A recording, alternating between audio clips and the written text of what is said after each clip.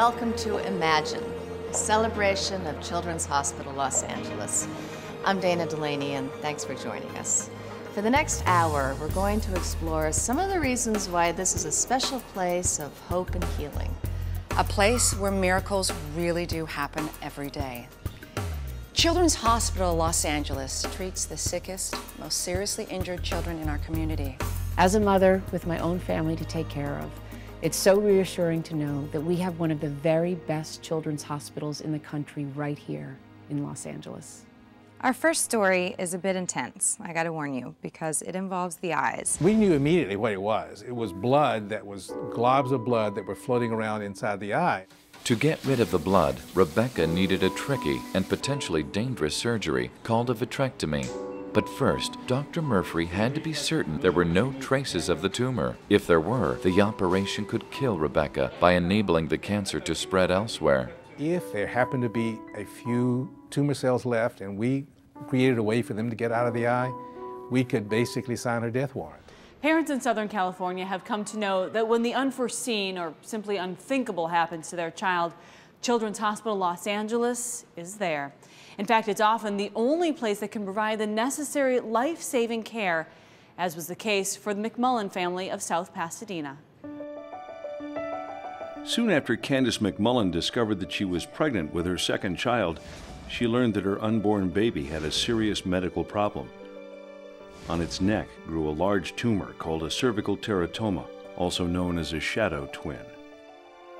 Candace and her husband came to Children's Hospital Los Angeles and its Institute for Maternal and Fetal Health, where a unique team was assembled to perform a very special type of cesarean delivery called an exit procedure. There are only very few centers in the U.S. actually that can do this type of procedures. Before the advent of the exit procedure, a lot of these babies actually would end up dying. Caden McMullen was brought into the world by a team of 25 doctors and nurses from multiple disciplines at Children's Hospital Los Angeles.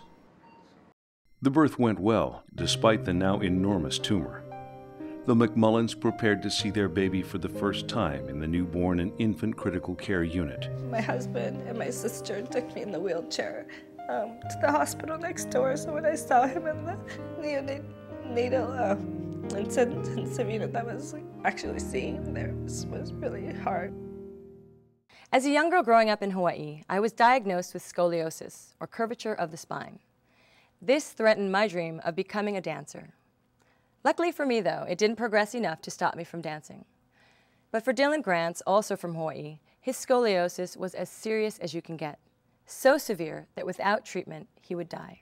Well, there's no question this is life or death surgery on many levels. So this is about as serious as it gets. Dr. Skaggs will insert steel rods into the back and use them as a brace for the spine, hopefully pulling it into a straight line with one single surgery, if all goes according to plan. It's awesome. About to put in the final rods. We're cranking here. Yep.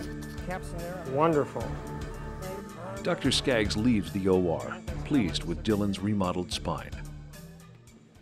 Although it will be a few months before Dylan swings a baseball bat, all the signs are positive.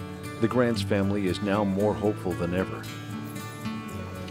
I'm feeling great right now. The results were better than he expected, so that makes us feel really, really good. Thank God.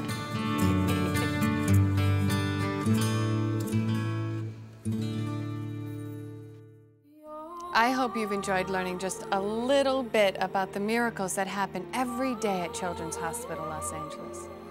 Thanks to all the doctors, nurses, and other caregivers at that wonderful institute for everything they do. Remember, it's because of your generosity that they're able to continue with such amazing care for all of our children. Thank you for joining us.